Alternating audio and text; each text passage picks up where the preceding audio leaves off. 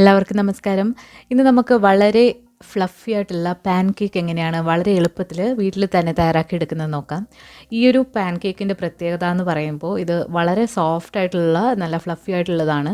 അതുപോലെ തന്നെ കഴിക്കാനായിട്ട് കേക്കിൻ്റെ അതേ ടേസ്റ്റിലുമാണ് ഉള്ളത്. അപ്പോൾ നമ്മൾ സാധാരണ ഉണ്ടാക്കുന്ന പാൻകേക്ക് പോലെ അല്ല ഈ ഒരു പാൻകേക്ക് നമ്മൾ തയ്യാറാക്കിയിരിക്കുന്നത്. അപ്പോൾ വളരെ സിമ്പിളാണ്, പക്ഷേ ഇത് ഉണ്ടാക്കി വരുമ്പോൾ നല്ല സോഫ്റ്റായിട്ടുള്ള ഒരു പാൻകേക്കാണ്. അപ്പോൾ എല്ലാവർക്കും ഇഷ്ടപ്പെടുന്ന രീതിയിലുള്ള നല്ല ടേസ്റ്റി ആയിട്ടുള്ള ഒരു പാൻകേക്കാണ്. അപ്പോൾ വീഡിയോയിലേക്ക് കിടക്കുന്നതിന് മുൻപായിട്ട് നമ്മുടെ ചാനൽ ഇതുവരെ സബ്സ്ക്രൈബ് ചെയ്തിട്ടില്ല എന്നുണ്ടെങ്കിൽ സബ്സ്ക്രൈബ് ചെയ്യാൻ മടിക്കരുത്. അതോടൊപ്പം തന്നെ റൈറ്റ് സൈഡിലായിട്ട് കാണുന്ന ബെല്ലൈക്കൺ കൂടെ ഒന്ന് ക്ലിക്ക് ചെയ്യണം. അപ്പോൾ അധികം താമസിയാതെ ഈ ഒരു പാൻകേക്ക് എങ്ങനെയാണ് തയ്യാറാക്കി എടുക്കുന്നത് നോക്കാം. അപ്പോൾ നമ്മളിവിടെ എടുത്തിരിക്കുന്നത് 2 മുട്ടയാണ്. ഈ മുട്ട എന്ന് പറയുന്നത് റൂം ടെമ്പറേച്ചറുള്ള മുട്ടയാണ്. അപ്പോൾ നമ്മൾ ഈ മുട്ടയുടെ വൈറ്റും അതുപോലെ തന്നെ യോക്കും നമ്മൾ രണ്ടായിട്ട് മാറ്റി വെക്കുന്നുണ്ട്. അതായത് മുട്ടയുടെ ഉണ്ണിയും വെള്ള ഭാഗവും 2 പാത്രങ്ങളിലാക്കി മാറ്റി വെക്കുക. ഇത് രണ്ടും നമ്മൾ സെപ്പറേറ്റ് ആയിട്ട് ബീറ്റ് ചെയ്തിട്ടാണ് ഈ ഒരു പാൻകേക്ക് തയ്യാറാക്കി എടുക്കുന്നത്. അതുകൊണ്ടാണ് ഈ ഒരു പാൻകേക്ക് നല്ല സോഫ്റ്റായിട്ടും ഫ്ലഫി ആയിട്ടും ഉള്ളത്. അപ്പോൾ വളരെ സൂക്ഷിച്ച് പൊട്ടിപ്പോകാതെ ചെയ്തെടുക്കുക. ഈ മുട്ട എന്ന് പറയുന്നത് റൂം ടെമ്പറേച്ചറിലുള്ള മുട്ടയാണ്. ഇനി നമുക്ക് ആദ്യം ഈ മുട്ടയുടെ മഞ്ഞ നന്നായിട്ടൊന്ന് അടിച്ചെടുക്കാം. നമ്മളിവിടെ അടിക്കാൻ വേണ്ടിയിട്ട് ഒരു വിസ്കാണ് യൂസ് ചെയ്യുന്നത്. വിസ്ക് വെച്ചിട്ട് ഇത് നന്നായിട്ടൊന്ന് മിക്സ് ചെയ്ത് കൊടുക്കുക. ഇനി ഇതിലേക്ക് 3 ടേബിൾ സ്പൂൺ റൂം ടെമ്പറേച്ചറിലുള്ള പാൽ കൂടി ചേർത്തിട്ട് ഇതിലേക്ക് നന്നായിട്ട് മിക്സ് ചെയ്ത് കൊടുക്കുക. ഇതിലേക്ക് നമ്മൾ മുഴുവനായിട്ട് 3 ടേബിൾ സ്പൂൺ പഞ്ചസാരയാണ് യൂസ് ചെയ്യുന്നത്. അപ്പോൾ നമ്മൾ ആദ്യം ഇവിടെ 2 ടേബിൾ സ്പൂൺ പഞ്ചസാര ഇതിലേക്ക് ചേർത്ത് കൊടുക്കുക. പഞ്ചസാര കൂടി ചേർത്ത് കൊടുത്തതിന് ശേഷം നന്നായിട്ടൊന്ന് അലിയിച്ചെടുക്കുക. പൊടിച്ച പഞ്ചസാര ആണെങ്കിൽ ഇത് പെട്ടെന്ന് തന്നെ അലിഞ്ഞ് കിട്ടും. അപ്പോൾ അതുകൂടി ചേർത്ത് അലിയിച്ച് കൊടുത്തു കഴിഞ്ഞാൽ നമ്മളിതിലേക്ക് ചേർക്കാൻ പോകുന്നത് വാനില എസൻസ് ആണ്. 1/2 ടീസ്പൂൺ വാനില എസൻസ് ആണ് ഇവിടെ ചേർത്ത് കൊടുത്തിട്ടുള്ളത്. ഇനി ഇതിലേക്ക് നമ്മൾ 1 ടേബിൾ സ്പൂൺ വെജിറ്റബിൾ ഓയിൽ അല്ലെങ്കിൽ ഉരുക്കിയ ബട്ടർ ഇതിലേക്ക് ചേർത്ത് കൊടുക്കുക. എന്നിട്ട് നന്നായിട്ടൊന്ന് ബീറ്റ് ചെയ്ത് കൊടുക്കുക. നന്നായിട്ടൊന്ന് ബീറ്റ് ചെയ്ത് കൊടുത്തു കഴിഞ്ഞാൽ ഇതിലേക്ക് നമ്മൾ ചേർത്ത് കൊടുക്കുന്നത് മൈദയാണ്. 1/2 കപ്പ് മൈദയാണ് നമ്മൾ ഈ ഒരു അളവിൽ ചേർക്കുന്നത്. അപ്പോൾ ഒരു അരിപ്പയിലേക്ക് 1/2 കപ്പ് മൈദയും 1 ടീസ്പൂൺ ബേക്കിംഗ് പൗഡറും അതോടൊപ്പം തന്നെ ഒരു നുള്ള് ഉപ്പും കൂടി ചേർത്ത് കൊടുത്തിട്ട് ഇതൊന്ന് നന്നായിട്ട് അരിച്ചെടുക്കണം.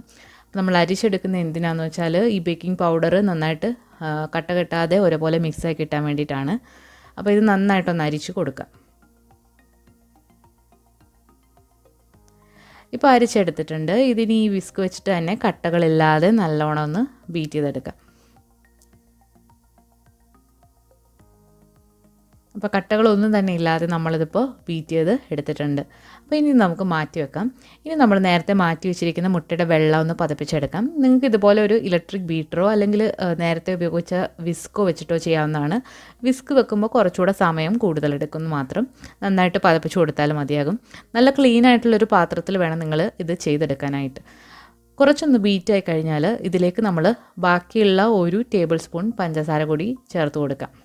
അപ്പം നമ്മൾ മൊത്തത്തിൽ 3 ടേബിൾ സ്പൂൺ പഞ്ചസാരയാണ് ഇതിൽ ചേർത്ത് കൊടുത്തിട്ടുള്ളത്. പഞ്ചസാര ചേർത്ത് കൊടുക്കുന്നത് എന്തിനാണെന്ന് വെച്ചാൽ ഇത് ഒന്നുകൂടി നല്ല സ്റ്റിഫ് പീക്സ് ആയിട്ട് വരാൻ വേണ്ടിയിട്ടാണ്. അപ്പോൾ ഇനി ഇതൊരു ലോ സ്പീഡിലിട്ടാണ് ഞാൻ അടിച്ചെടുക്കുന്നത്. ലോ സ്പീഡിൽ തൊട്ട് മീഡിയം സ്പീഡ് വരെ എടുക്കാം. അപ്പോൾ നന്നായിട്ട് ഇപ്പോൾ അടിച്ചെടുത്തിട്ടുണ്ട്. ഇപ്പോൾ നിങ്ങൾക്ക് കാണാം ഇതൊരു സ്റ്റിഫ് പീക്സ് ആയിട്ട് വന്നിട്ടുണ്ട്. ഇതുപോലെ പൊങ്ങുമ്പോൾ ഇത് ഇങ്ങനെ നിൽക്കണം.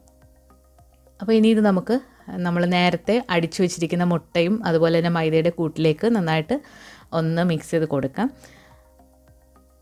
ഇനി നമ്മൾ 3 തവണകളായിട്ടാണ് ഈ ഒരു മുട്ടയുടെ വെള്ളം ഇതിലേക്ക് ചേർത്ത് കൊടുക്കാൻ പോകുന്നത്. അപ്പോൾ ഓരോ തവണ ചേർത്ത് കൊടുത്തിട്ടും ഈ മാവ് വളരെ ലൈറ്റായിട്ട് വിസ്ക് വെച്ചിട്ടൊന്ന് മിക്സ് ചെയ്ത് കൊടുക്കുക. ഒരുപാടിട്ട് ഇളക്കി അതിൻ്റെ ആ ഒരു ഫ്ലഫിനെസ് കളയരുത്. വളരെ സോഫ്റ്റായിട്ട് ഇതുപോലെ ഇളക്കി കൊടുക്കുക. ഇതിൽ എയർ ബബിൾസ് ഉണ്ടെങ്കിൽ മാത്രമേ നമ്മുടെ പാൻകേക്ക് നല്ല ഫ്ലഫി ആയിട്ട് വരുള്ളൂ. അപ്പോൾ വളരെ സോഫ്റ്റായിട്ട് മിക്സ് ചെയ്ത് കൊടുക്കുക. അപ്പോൾ രണ്ടാമത്തെ തവണ ഇതോട് ചേർത്ത് കൊടുത്തിട്ടുണ്ട്.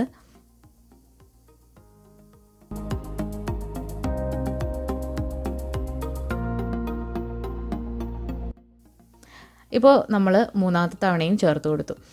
അപ്പോൾ ഇത് നല്ല ഫ്ലഫി ആയിട്ടുള്ള ഒരു ബാറ്റർ ഇപ്പോൾ നമുക്ക് കിട്ടിയിട്ടുണ്ട്.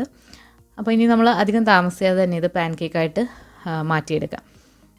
അപ്പോൾ നിങ്ങൾക്ക് കാണുമ്പോൾ തന്നെ അറിയാം ഈ ഒരു മാവ് നല്ല ഫ്ലഫി ആയിട്ട് ലൈറ്റായിട്ടുള്ളൊരു മാവാണ്. അപ്പോൾ ഇതാണ് ഈ ഒരു പാൻകേക്കിന് നല്ലൊരു സോഫ്റ്റ്നെസ് കൊടുക്കുന്നത്. അപ്പോൾ നമ്മൾ ഇതിന് ഒരു നോൺ സ്റ്റിക്കിൻ്റെ പാത്രത്തിലാണ് നമ്മൾ തയ്യാറാക്കാൻ പോകുന്നത്.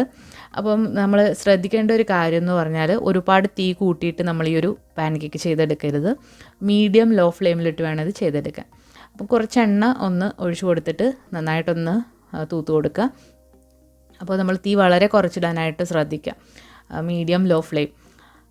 ഇനി ഇതിലേക്ക് ആദ്യം നമ്മൾ 1 ടേബിൾ സ്പൂൺ മാവ് ഒഴിച്ചിട്ടുണ്ട്. അതിന് പുറത്തായിട്ട് 1 ടേബിൾ സ്പൂണും കൂടി ഒഴിച്ചു കൊടുത്തതിന് ശേഷം പരത്തി കൊടുക്കരുത്. ജസ്റ്റ് ഒന്ന് പ്രസ് ചെയ്ത് കൊടുക്കുകയേ ചെയ്യാവുള്ളൂ. അപ്പോൾ നമ്മളിത് ഇങ്ങനെ ഒഴിച്ചു കൊടുത്തതിന് ശേഷം മൂടി വെക്കാതെ 2 മിനിറ്റ് ഇങ്ങനെ തന്നെ നമ്മളൊന്ന് കുക്ക് ചെയ്തെടുക്കുക. ഇനി 2 മിനിറ്റ് കഴിയുമ്പോൾ ഇതിൻ്റെ മുകളിലായിട്ട് 1 ടേബിൾ സ്പൂൺ ബാറ്റർ കൂടി ഒഴിച്ചു കൊടുക്കുക. അപ്പോൾ ഈ ഒരു പാൻകേക്ക് നല്ല ഫ്ലഫി ആയിട്ടിരിക്കാൻ വേണ്ടിയിട്ടാണ് നമ്മളിങ്ങനെ ചെയ്യുന്നത്. അപ്പോൾ 1 ടേബിൾ സ്പൂൺ മാവ് കൂടി ഇതിൻ്റെ പുറത്തായിട്ട് ഇതുപോലെ വെച്ച് കൊടുക്കുക. ഇനി നമ്മളിത് അടച്ച് വെച്ചിട്ടാണ് കുക്ക് ചെയ്യാൻ പോകുന്നത്.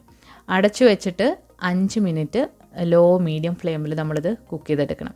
അപ്പോൾ നിങ്ങൾ ടൈമറോ അല്ലെങ്കിൽ സമയം നോട്ട് ചെയ്തിട്ട് കറക്റ്റ് 5 മിനിറ്റ് തന്നെ ഇത് കുക്ക് ചെയ്യുക. അപ്പം 5 മിനിറ്റ് കഴിഞ്ഞിട്ടുണ്ട്. ഇനി ഇത് വളരെ ശ്രദ്ധിച്ച് നമുക്കിതൊന്ന് മറിച്ചിടാം.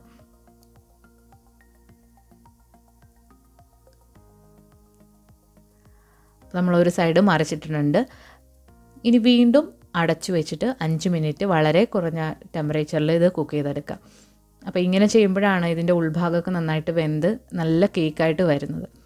ഇപ്പോൾ 5 മിനിറ്റ് കഴിഞ്ഞിട്ടുണ്ട്. നമ്മുടെ വളരെ ഫ്ലഫി ആയിട്ടുള്ള പാൻകേക്ക് ഇവിടെ റെഡി ആയിട്ടുണ്ട്. ഇതിന് നമുക്ക് വളരെ സൂക്ഷിച്ചൊരു പാത്രത്തിലേക്ക് മാറ്റാം. നല്ല സോഫ്റ്റ് ആയിട്ടുള്ള ഒരു കേക്കാണ്. നമ്മളിത്